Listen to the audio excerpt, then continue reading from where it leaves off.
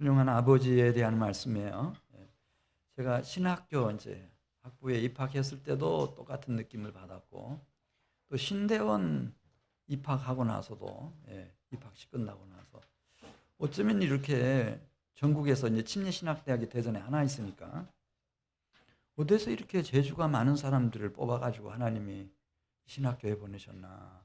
하나님은 참 놀라운 분이시다, 정확한 분이시다, 그런 느낌을 아주 강하게 받았습니다. 입학식 끝나고 이제 입학생들이 같이 노래방 갔어요. 노래방 가서 자기 소개도 하고 자기 얘기도 하고 노래도 부르고. 깜짝 놀랐어요.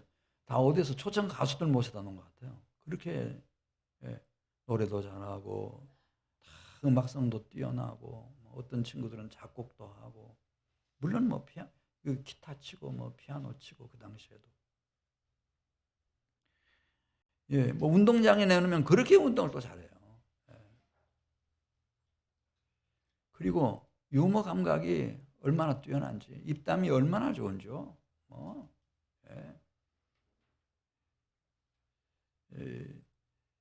가끔씩은 좀 어리벙한 친구들이 있는 듯 보여도 보면 또 외국어를 잘한다든지 또 공부하는 머리가 있어요. 근데 저는 아무것도 없는 거예요. 이거 뭐지? 그래서 오랫동안 제가 기도했어요. 하나님, 여기 다 예수 믿는 사람들이고요. 예수 믿는 거 말고 생내적으로 태어날 때 가지고 나온 것들이 다 이렇게 있는데, 하나님 저한테 뭘 주신 거예요? 내 안에도 없고 주변에 둘러봐도 없고. 오늘 설교해야 되는데 아버지에 대한 설교거든요, 지금. 근데 오늘 새벽에 기도하는데 하나님 주신 거예요, 저한테도. 누구를 주셨나? 아버지를 주셨어요. 키도 작고 배움도 많이 부족하고 돈 버는 능력도 없어서 85세까지 열심히 일하셨지만 단 한 번도 100만 원 이상 월급을 받아본 일이 없으시니까. 그런데 저에게는 너무 소중한 아버지인 거예요. 제가 태어나서 이 순간까지 그 아버지로부터 제가 막 호된 책망이나 꾸지람이나 욕이나 그런 걸 당해본 일이 한 번도 없어요.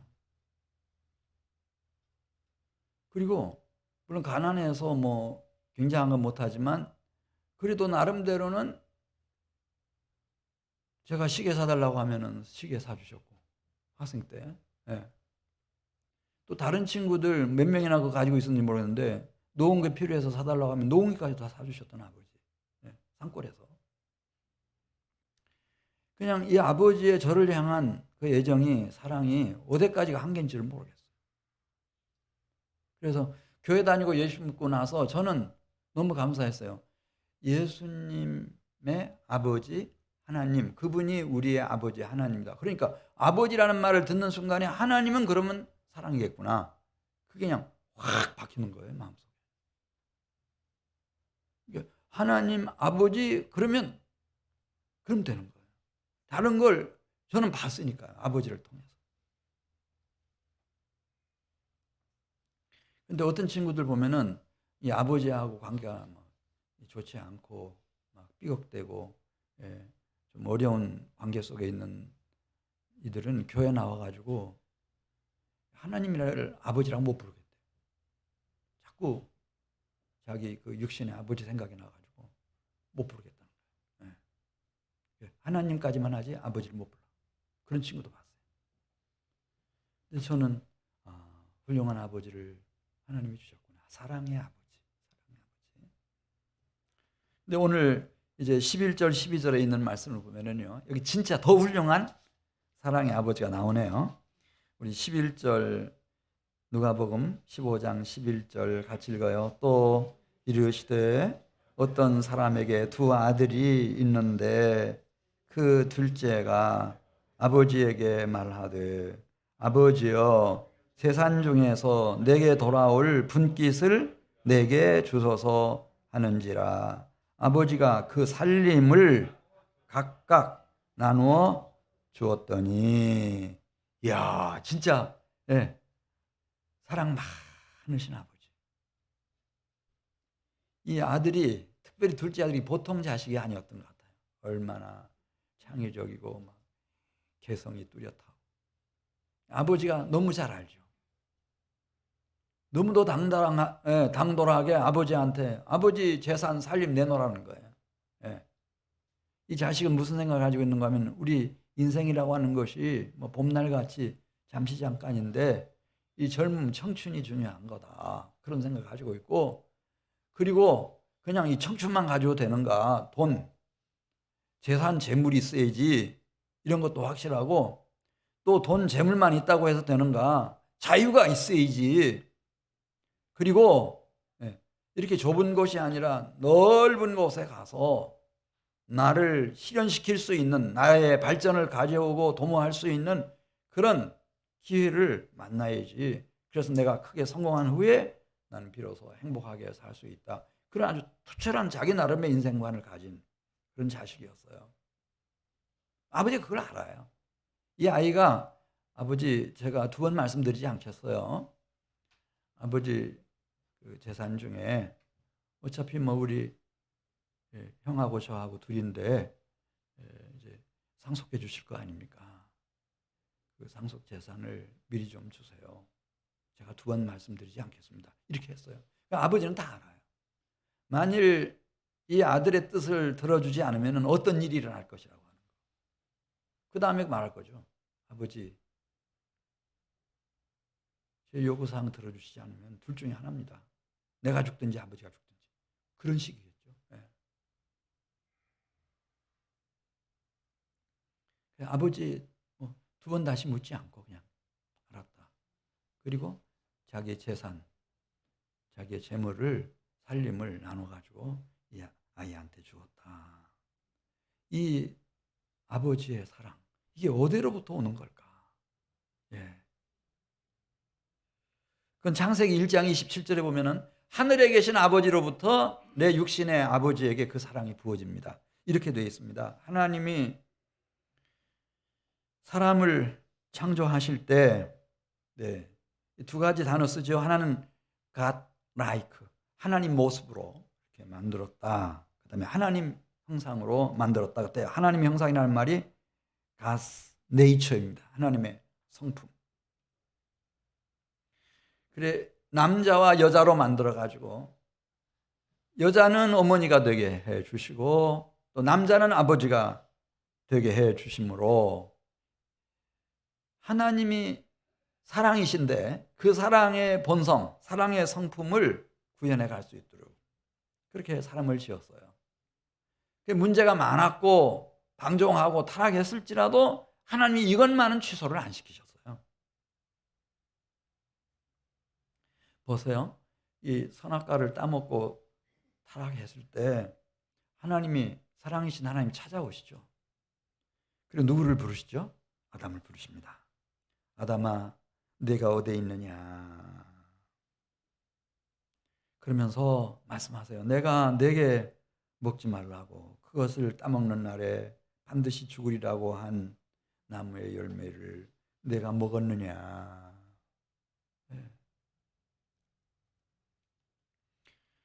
이제 자초지종을 다 들으신 후에 하와에게 저주할 것 같아요. 아담에게 저주하든지, 가장인 아담에게 저주하든지.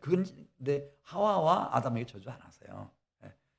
그 창세기 3장을 천천히 보면은 하와를 미혹했던 뱀, 사탄 마귀를 저주하셔요. 그러면서 여자의 후손은 내 머리를 상하게 할 것이다. 이렇게 저주하시면서 그 저주 속에 천천히 따져보면 거기 귀한 소망의 약속을 말씀하셔요. 여자의 후손이라는 말을 해요. 이 하와가 자녀를 둔다는 거예요. 자손을 둔다는 말씀이에요. 그리고 하와에게 직접 말씀하시잖아요. 너가 언뜻 들으면 이게 뭐 형벌처럼 느껴질지 모르지만은 임신을 한다는 거예요. 내게 임신하는 고통을 크게 더하리니 내가 수고하고 자식을 낳을 것이며, 임신할 뿐만 아니라 만사하게 되고 출산을 한다는 거예요. 자식을 낳아 남편과 더불어서 잘 길러낼 거다. 물론 남편이 너를 힘들게 하는 순간들도 물론 있겠지만 하나님이 너를 어머니가 되게 하고 너의 남편을 아버지가 되게 한 후 너가 임신을 할 것이고 출산을 해서 자녀를 양육해 낼 것이다. 그러면서 에덴 동산을 떠날 때 그 멀고 거친 길에서 해를 입지 않도록 여호와 하나님이 어린 양을 잡아가지고 옷을 지어요.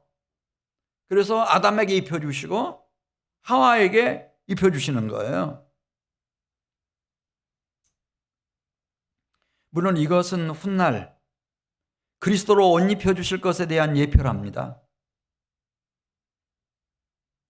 의와 진리와 거룩함으로 지으심을 받은 새 사람을 입혀주실 것에 대한 예표, 모형, 그림자라는 거예요.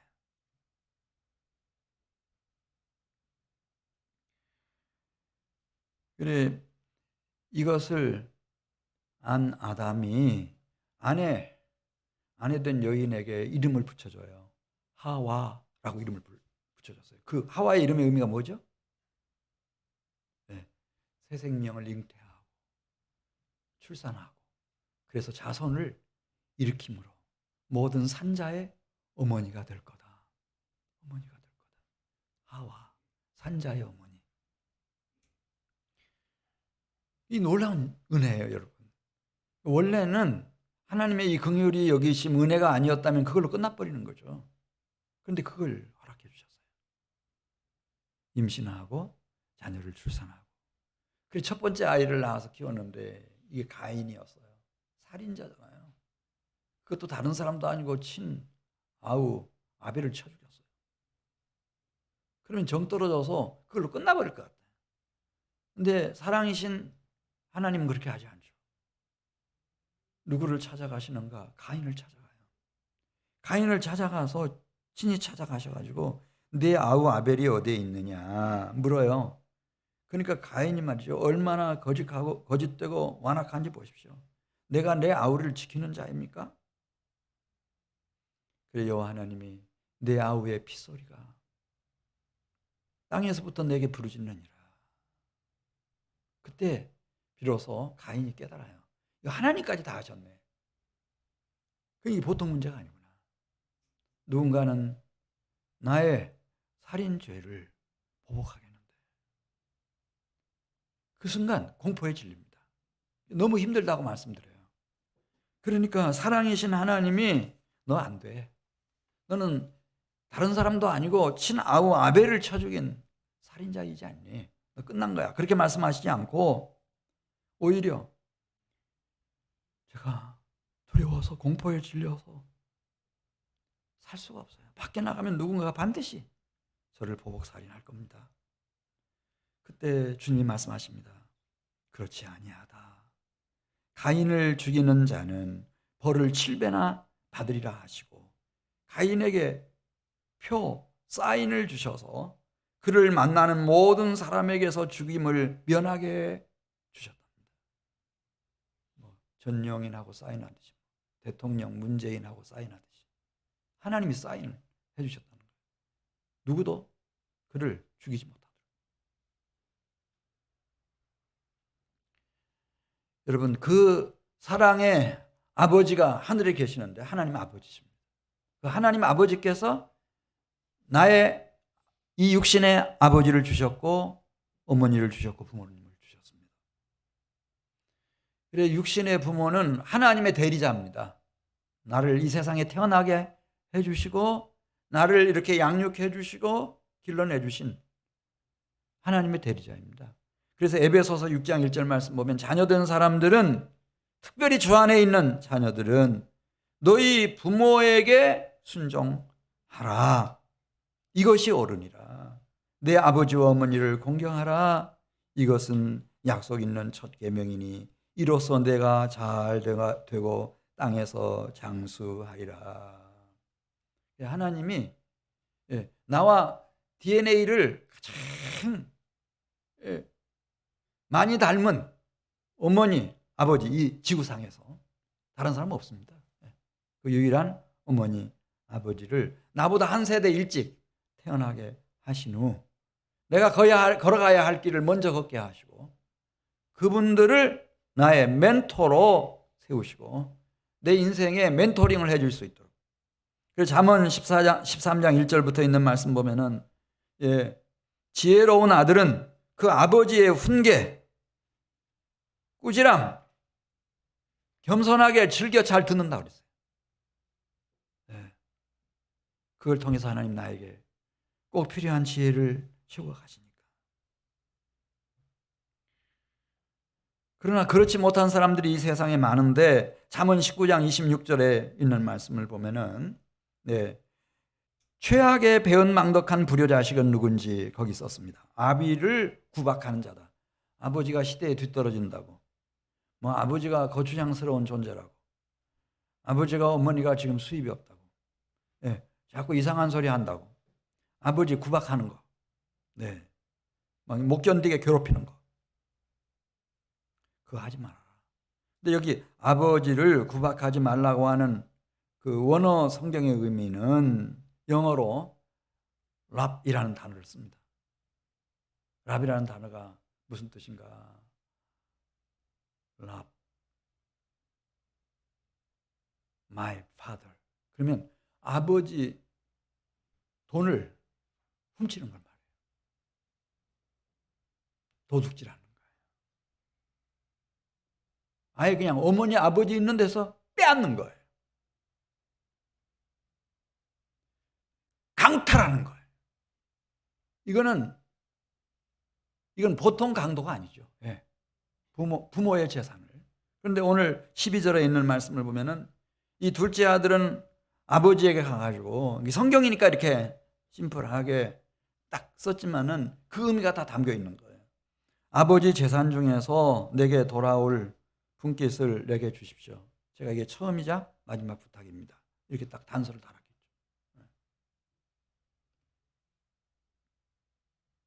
근데 아버지는 사랑의 아버지니까, 정말 훌륭한 사랑의 아버지니까, 이 아이가 또 극단적인 선택을 하면 어떡해? 또 막 강탈하기 위해서 덤비면 어떡할 거예요? 그런 불상사가 있어서는 안 되니까. 너무 잘하니까. 자기의 소유, 자신의 살림을 그냥 아낌없이 이 아이에게 넘겨줬습니다. 이 아버지의 이 재물, 재산을 이제 물려받은 이 둘째 아들은 13절 가서 보겠어요. 어떻게 하죠? 그 후 며칠이 안 돼요. 그냥 그 고향에서 부모님과 함께 오손도손 아주 부지런하게 성실하게 열심히 일해서 살아가는 것이 아니라 그걸 딱 정리해 가지고요. 어떻게 했죠? 둘째 아들이 재물을 다 모아 가지고 먼 나라에 갔어요. 거기서 허랑방탕하여 그 재물을 다 낭비합니다. 먼 나라가 어딜까요? 하나님이 주신 기업의 땅 이스라엘 아니고, 여기 먼 나라라고 하면은 저 남쪽으로 가면 애굽, 이집트가 있고 선진국가, 북쪽으로 가도 그런 나라들이죠. 고대 그 찬란한 문명을 꽃피웠던 그런 나라들이 있고, 서쪽으로 가도 헬라라든지 로마라든지 그런 나라들이 다 있고, 어디로 갔는지 하여튼 먼 곳으로 갔어요. 아마 이 야망이 대단했던 것 같습니다. 유다의 역사를 보면 그 요담의 아들 아하스라고 하는 유다의 왕이 있었어요. 자기가 20살에 왕이 올랐는데 너무 적어 보이는 거예요. 이스라엘 나라가, 유다 나라가. 그게 어떻게 하나? 완전히 개방을 하죠. 개방을 해서 그 이방 나라의 모든 신들, 종교들 다 받아들여요. 그래서 제단을 쌓고 산당을 세우고 그냥 이방 종교를 가진 사람들이 하는 짓 그대로 하는 거예요. 자기 자식을 불살라서 신상 앞에 바치고. 예루살렘과 유다 나라에 좀 볼만한 모든 산 위에 다 이방의 신상들이 다 있었고, 이방의 신을 섬기는 제단들이 다 있었다는 거예요. 결국 어떻게 됐나? 우리가 아는 대로 바벨론에게 완전히 진멸당합니다. 그러고 나서 느헤미야 5장 8절부터 있는 말씀을 보면은 이제 남은 자들이 돌아와서 이렇게 기록을 합니다. 이방인의 손에 팔린 우리 형제 유다 사람들을 우리의 힘을 다해서 도로 찾아왔다고. 그리고 느헤미야 9장 1절에 있는 말씀을 보면 그달 29날에 다 같이 이스라엘 자손들이 모여서 금식하고 굵은 베옷을 입고 티끌을 무릅쓰고 모든 이방 사람들과 절규하고 서서 자신들의 죄, 조상들의 죄, 이방 세계에 미혹되고 이방의 신들과 우상을 섬겼던 모든 허물과 죄를 자복합니다. 그런데 그런 먼 나라를 향해서 떠나는 겁니다. 자유를 위해서. 자유롭게 살고 싶어. 누구의 간섭도 받지 않고. 누가복음 15장 30절 말씀 보겠습니다. 그곳에서의 삶이라고 하는 것이 어떤 모습이었는지 썼습니다. 누가복음 15장 13절 보면 허랑방탕한 생활이었다. 30절에 있는 말씀을 보면 아버지의 살림을 그곳에서 창녀들과 함께 삼켜버렸다. 너무 멋지게 생긴 거예요. 창녀인 줄 몰랐어요. 다 창녀들이었어. 이 허랑방탕하다고 하는 것은 여러분 아시는 것처럼 날마다 돈이 넘쳐나니까요. 주색에 빠져서 마음뿐만 아니라 말과 행실이 더러워질 대로 더러워지고 지저분해질 대로 지저분해지고 망가질 대로 다 망가지는 거, 허랑방탕한 생활.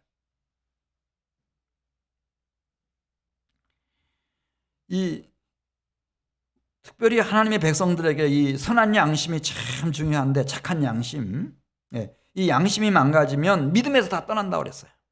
그리고 미혹하는 영과 귀신들의 가르침에 넘어가서 남아있는 양심마저 철저하게 화인 맞은 양심으로 변질돼버린다고 말씀했습니다.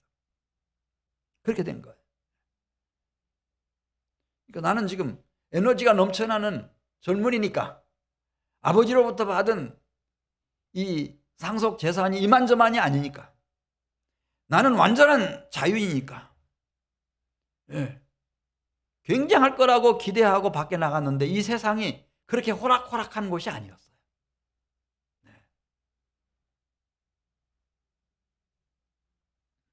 그리고 결국은 14절에 있는 말씀으로 갑니다. 어떻게 됐나?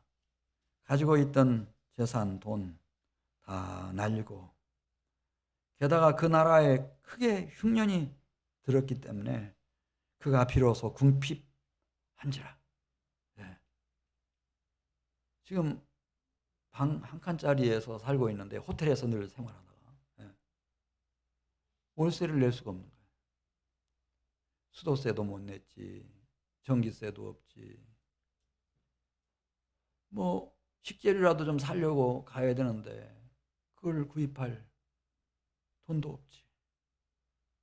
동네 구멍가게에 찾아가는데 외상도 이제는 너무 많다고 외상도 주지도 않지.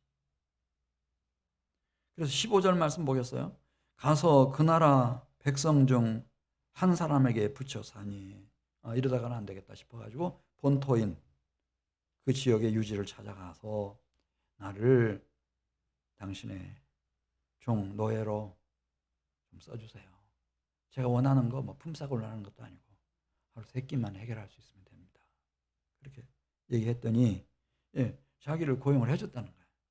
그리고 들로 내보내서 돼지 농장에서 일하게 해줬대요. 그래서 처음에는 기대가 부풀었다죠. 이제 그곳에 가면은 내가 그래도 돼지가 먹는 게 사람이 먹는 것 중에 제일 비슷비슷하니까 허기진 배라도 좀 채울 수 있겠다. 그런 기대를 가지고 갔는데,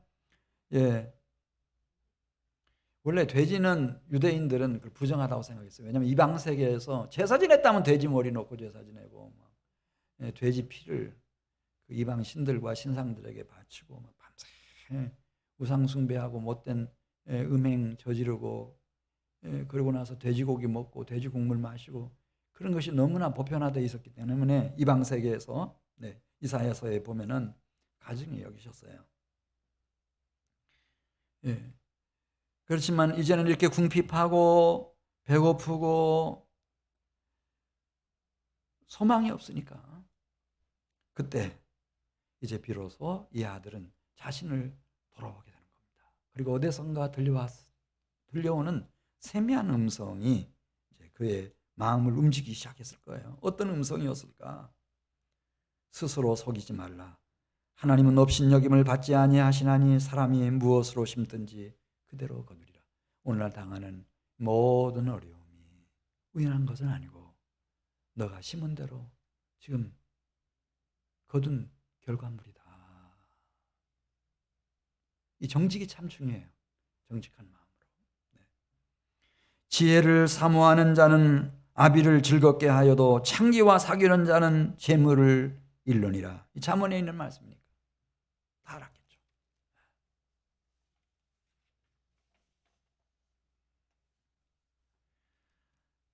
그리고 정직하게 자신의 몸뚱이를 다시 한번 꼼꼼하게 살펴보고 주변 상황을 다시 생각해 보면서 우리 16절, 17절 말씀 보겠습니다. 이제 이런 상황이 일주일, 열흘, 보름 이렇게 지나가면 어떻게 될까? 어떻게 될까요? 예, 그 판단을 하는 거예요. 사람이 마음이 이렇게 정직해지면은 그걸 알 수가 있어요.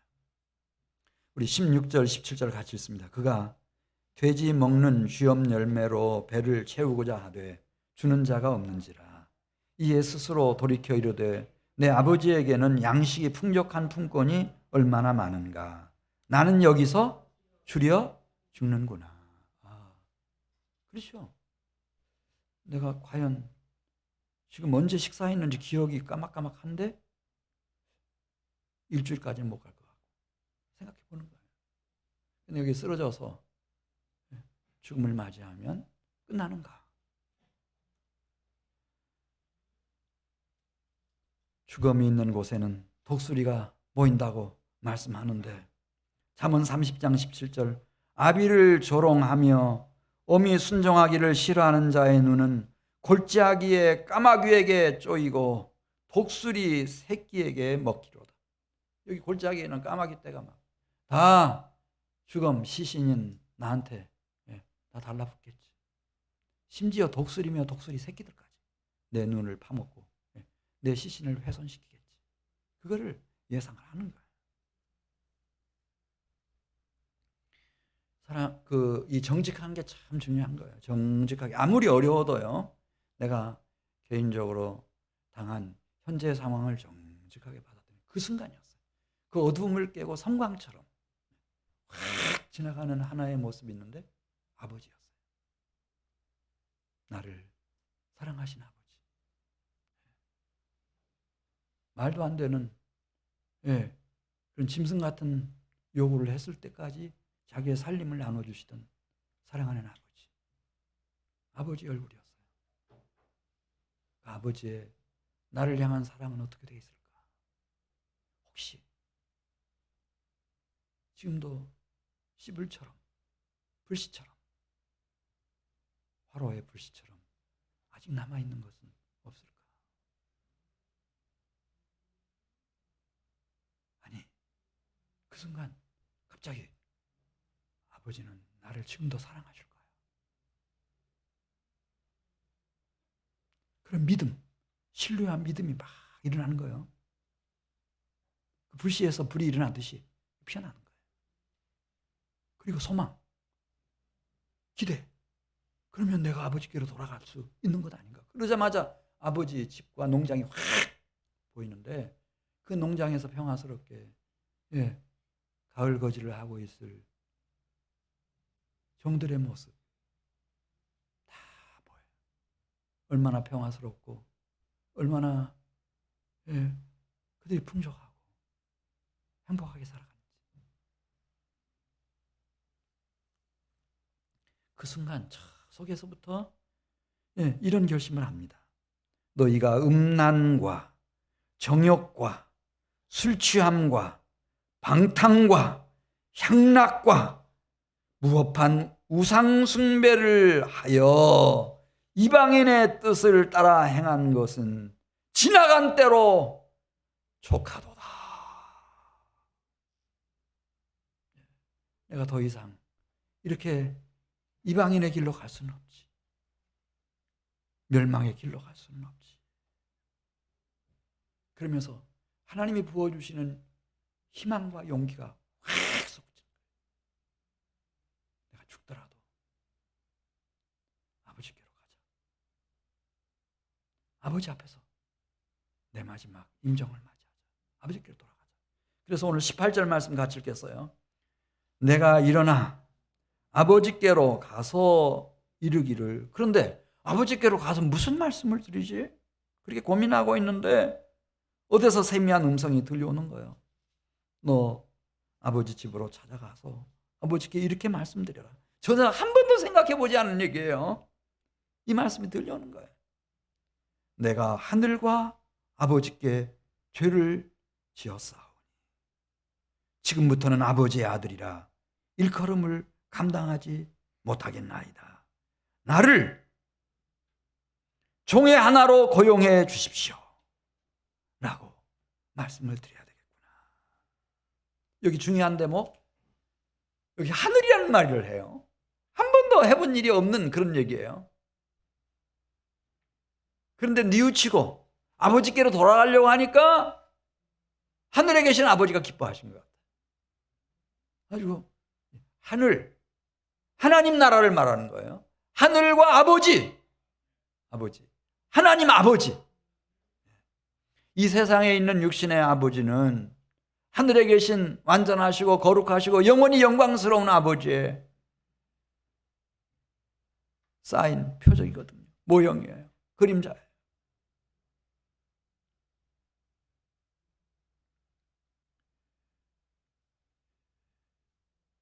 그래, 20절 가서 보겠습니다. 20절. 이에 일어나서 아버지께로 돌아가니라.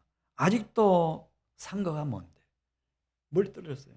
이게 뭐 오리도 아니고 십리도 아니고 50리인지 100리인지 500리인지 1000리인지 너무 많이 떨어졌어요. 그런데 아버지가 그를 먼저 봤다는 거예요. 그러니까 이게 꼭 고향에 계신 아버지만을 얘기하는 건 아니에요. 하늘과 아버지, 하나님 나라에 계시는 아버지. 그리고 그 마음이 측은히 여기는 마음, 불쌍히 여기는 마음. 먼저 달려가요. 먼저 달려가. 달려가서 목을 끌어안고 입을 맞춥니다. 이미 용서해 준 거예요. 그리고 다 맞아들이는 거예요. 용납하는 거예요. 그때 21절 가서 보겠어요. 아들이 말씀드립니다. 내가 하늘과 아버지께 죄를 지었사오니 지금부터는 아버지의 아들이라 일컬음을 감당하지 못하겠나이다. 똑같은 말씀. 하늘과 아버지, 하나님 나라와 거기 계시는 아버지. 물론 지금 고향집에 계시는 아버지이기도 하지만은 그걸 지금 포함시켜요.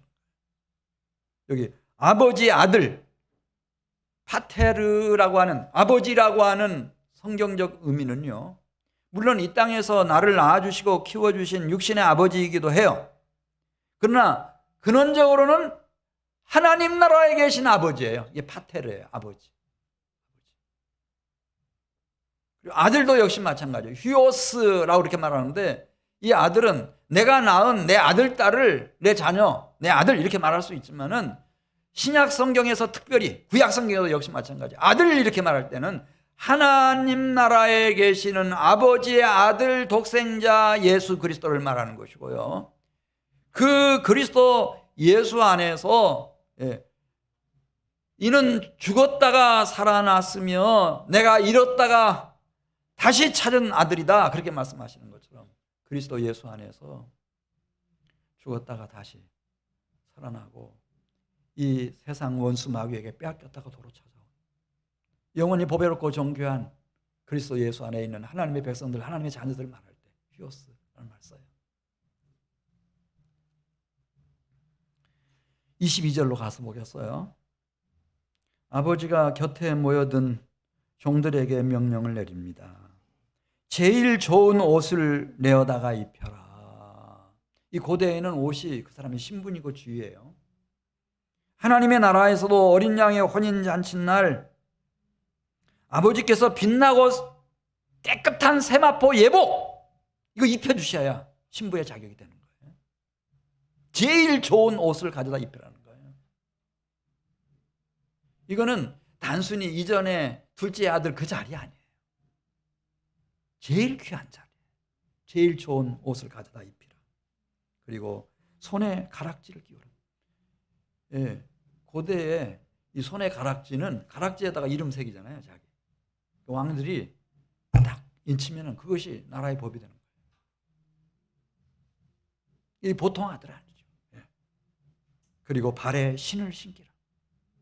침례 요한이 예수님을 소개할 때 나는 그분의 신들매 신발끈 풀고 매고 신발 옮기고 할 자격도 없는 사람이라. 근데 얼마나 이 돌아온 아들을 이 아버지가 존귀하게 여기는지. 왜? 이 아들은 달라요. 다른 자식과 달라요. 죽었다가 살아난 아들이고 내가 잃었다가 다시 찾은 아들이니까.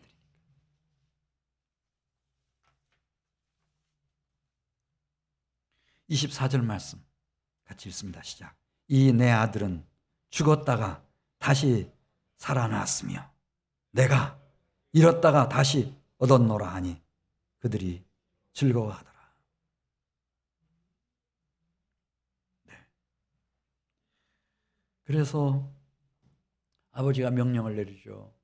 이 집안에 가장 귀한 사람이 찾아올 때 그 손님을 대접하기 위해서 키우는 송아지가 있어요. 이 송아지는 일반 무슨 이 소들이 먹는 소먹이 그런 거 안 먹이고 밀을 먹였답니다. 고기 맛을 내기 위해서. 사람들이 먹는 밀을 익혀가지고 잘 먹이고 나이가 더 들기 전에 이제 이 송아지인데 가장 맛있을 때 이걸 잡아가지고 대접하는 거예요. 그 송아지를 잡으라는 거예요. 그리고 우리 잔치를 벌리죠. 이렇게 기쁜 날은 없다는 거죠. 왜? 오늘은 죽었던 아들이 살아난 날이고 잃어버렸던 아들을 다시 찾은 날이기 때문에 이 이상의 기쁜 날은 없다. 네, 우리 15장 27절로 가겠습니다. 27절 25절부터 읽죠. 25절 맏아들은 어디서 돌아오죠? 밭에 있다가 돌아와 집에 가까이 왔을 때 동네 입구에 막 들어서니까 풍악 소리며 그리고 이게 어디서 나나 싶어서 소리를 따라 갔더니 자기 집이었어요. 춤추는 소리며 뭐 굉장한 거예요. 놀라서 종을 불러가지고 이게 무슨 일인가 묻습니다. 그때 종이 대답합니다. 당신의 동생이 돌아왔습니다. 당신의 아버지가 건강한 모습으로 안전하게 둘째 아들 맞아들이게 됨이 너무 기뻐서 살찐 송아지를 잡았습니다. 그 송아지 잡았다. 그럼 다 알아들어요. 네. 그랬더니 말이죠.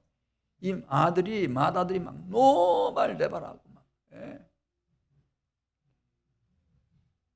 이 분개해가지고요. 막 소리를 질렀던 것 같아요. 그러니까 저 집 안마당에 있던 아버지가 저희 큰아들 목소리거든요. 이상한 일이 벌어졌구나. 아버지가 나와요. 대문 밖에 나가서 보니까 큰아들이 와 있는데 막 노기를 띠고 막 권합니다. 네 아우가 돌아왔구나. 안전하게 건강하게 돌아왔어. 얼마나 기쁜가. 들어가자. 그러니까 말이죠. 이 문맥을 보면 막 아버지한테 막 턱 밑에다 삿대질하면서 아버지 나는 지금까지 수년 동안을 단 한 번도 아버지 명령을 거역해 본 바가 없습니다. 그렇지만 아버지께서 염소 새끼 한 마리 저에게 내주면서 친구들과 함께 먹고 즐기라고 한 일이 있습니까? 하물며 아버지의 그 소중한 살림을 장녀들과 함께 삼켜버린 자식이 돌아왔는데 살진 송아지를 잡다니. 우리는 그냥 살진 송아지면 그냥 살진 뚱뚱한 송아지가 이렇게 생각할지 모르지만 지금 가장 아껴두는 이 함축적인 의미가 너무 크거든요.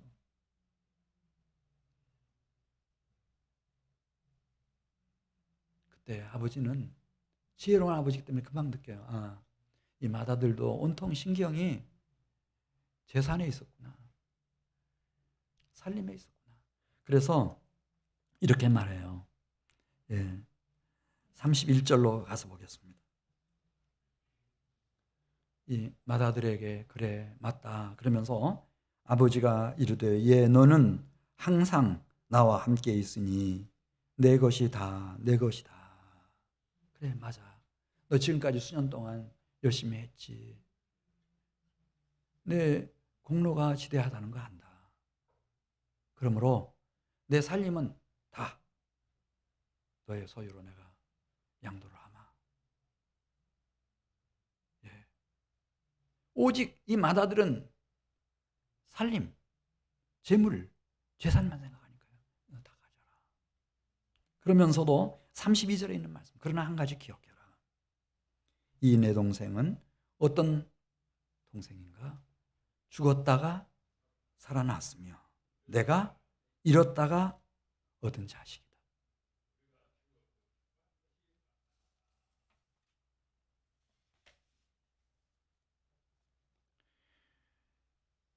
자, 우리 누가복음 15장 7절로 가서 보겠어요. 오늘날 우리 한국교회와 한민교회가 이렇게 가면 안 되겠어요. 7절에 있는 말씀을 보면은 지금 같은 맥락에서 쭉 말씀하시는 거예요. 바리새인 서기관들이 엉뚱한 생각을 하고 있으니까. 자, 7절 말씀 같이 읽습니다. 내가 너희에게 이르노니 이와 같이 죄인 한 사람이 회개하면 하늘에서는 회개할 것 없는 의인 99으로 말미암아 기뻐하는 것보다 더하리라. 바리새인 서기관들은 의인들을 귀하게 여겨요. 의인들. 그것도 한 사람 두 사람이 아니고 99명이면 다 귀한 거죠. 귀하게 여겨요.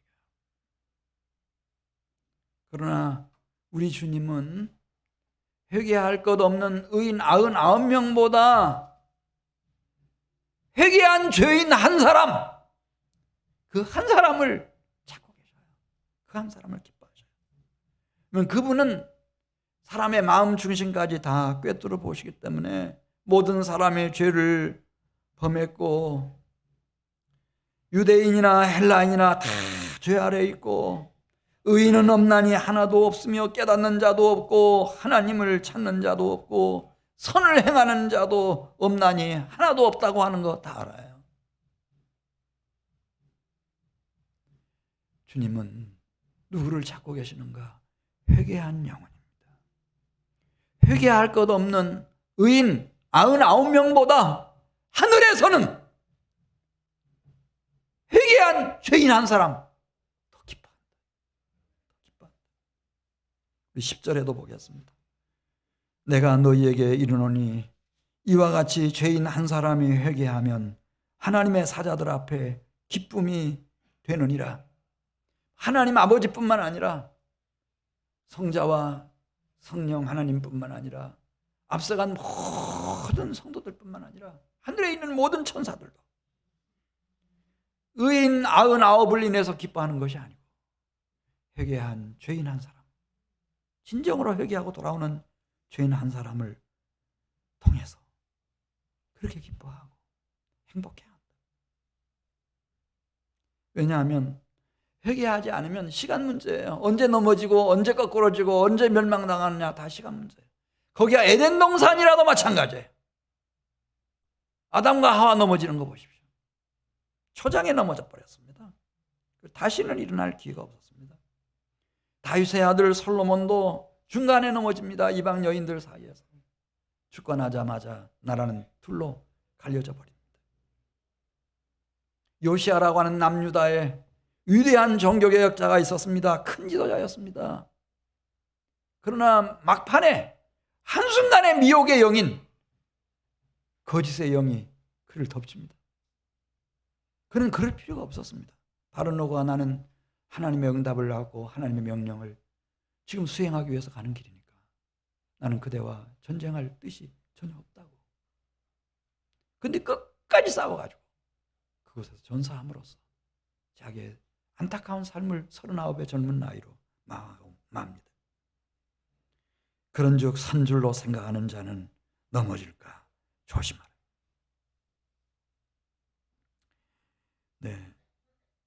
그러니까 이 성경에 나오는 중요한 스토리들은 다 회개한 사람들의 얘기입니다. 아주 야곱 얼마나 사람이 교활하고, 예, 거짓말도 잘하고, 예, 야비한 구석도 많고, 그럼에도 불구하고 그는 야뽕나루에서 밤새워 한도뼈가 유골될 때까지 목숨 걸고 그는 회개하고 기도합니다. 그리고 마침내 야곱을 극복하고 이스라엘로 거듭납니다. 모세도 나이 40되었을 때까지 얼마나 당당했습니까? 예. 거리낌이 없었습니다. 한 방에 애굽 사람 쳐 죽여버렸습니다. 예. 무서울 게 없는 사람이었습니다. 근데 40년 미디안 광야에서 그는 철저하게 회개하면서 훗날 모세의 그 성품은 얼마나 아름답게 다듬어졌는지 온유하기가 모든 이스라엘 사람들보다 더했다고 했습니다. 하나님이 너 출애굽의 지도자가 되라고 말씀할 때 주님 저는 너무 부족합니다. 보낼 만한 사람을 보내주십시오. 진심으로 그렇게 말하는 사람이 되었습니다. 다윗도 어떻게 성군이 될 수 있었을까? 그가 쓴 시편들 보십시오. 피눈물을 흘리면서 그는 회개하고 주님 품에 안길 때까지 그 회개가 그를 성군으로 만들었습니다. 위대한 하나님의 사람으로 빚어냈습니다. 베드로도 피눈물 나는 통의 회개가 있었습니다. 이방의 대사도 바울도 평생에 걸쳐서 회개를 한 번만 합니까 여러분? 그렇지 않습니다. 나는 사도의 자격이 없는 사람이다. 나중에는 나는 죄인이다. 마지막에는 나는 죄인 중에 괴수다. 가면 갈수록 회개가 깊어지면서 그런 예수님 이후에 예수님을 가장 많이 닮고 주님의 나라를 이 땅에 가장 멋지게 세워간 이방의 대사도가 되었습니다. 세리 마태 그리고 도둑이었으며 탈주노예였던 오네시모 훗날 에베소 교회의 감독이 되고 무슨 얘기인가? 그 사람들은 이 회개의 사람들이었습니다. 회개의 영혼이었습니다. 회개가 아니고는 온유하고 겸손하신 주님의 성품을 우리가 닮을 수가 없습니다.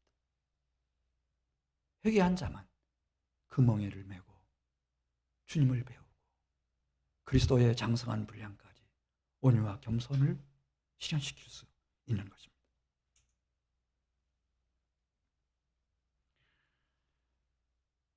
히브리 대학의 역사학 교수인 사피엔스라고 하는 책을 쓴 하라리 교수가 지금 러시아가 우크라이나 침공하는 사태를 바라보면서 이렇게 썼습니다. 승자는 우크라이나를 침공하고 전투에서 연일 이기는 러시아가 아니다. 진정한 승리는 앞으로 전쟁을 이겨낼 우크라이나인들의 것이다. 그 나라의 대통령 젤렌스키는 미국에서 이렇게 다 도와주겠다 하는데 빨리 미국으로 피하라 라고 하는 말을 들었을 때 나는 대통령으로서 대피 수단이 아니라 지금 탄약이 필요하다.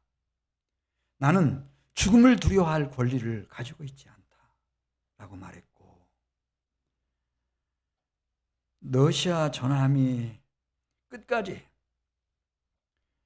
흑해 지미니 섬 함락시키려고 할 때 그 성을 지키던 13명의 군인들이 손을 들고 항복하고 나오라고 하니까 러시아 군대는 꺼져버리라 크게 외치고 포탄에 산화된 사건이며 러시아 탱크들이 줄줄이 우크라이나로 밀고 들어올 때 그 길 앞에 무릎을 꿇고 앉아서 우리를 밀고 우크라이나를 점령하라고 하던 국민들이며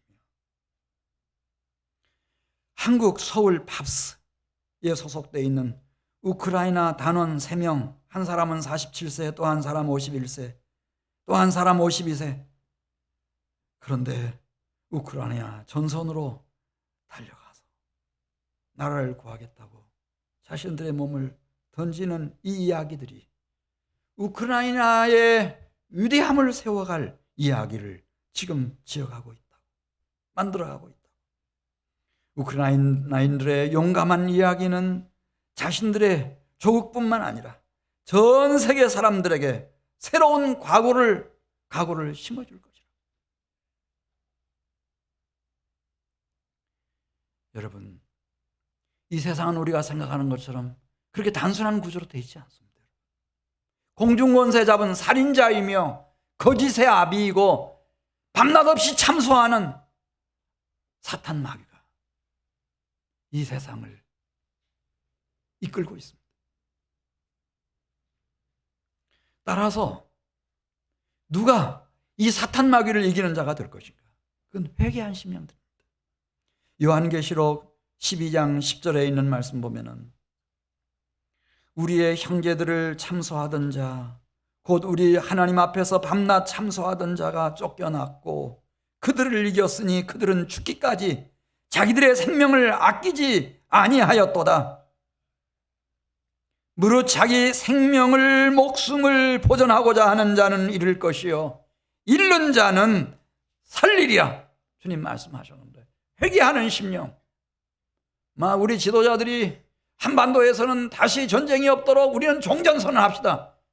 선언 한들. 그게 얼마나 하겠습니까? 이 세상은 그렇게 단순한 것이 아닙니다. 우리도 이제는 깨어날 때가 되었습니다. 대만도 깨어나야 되지만 대한민국도 마찬가지입니다.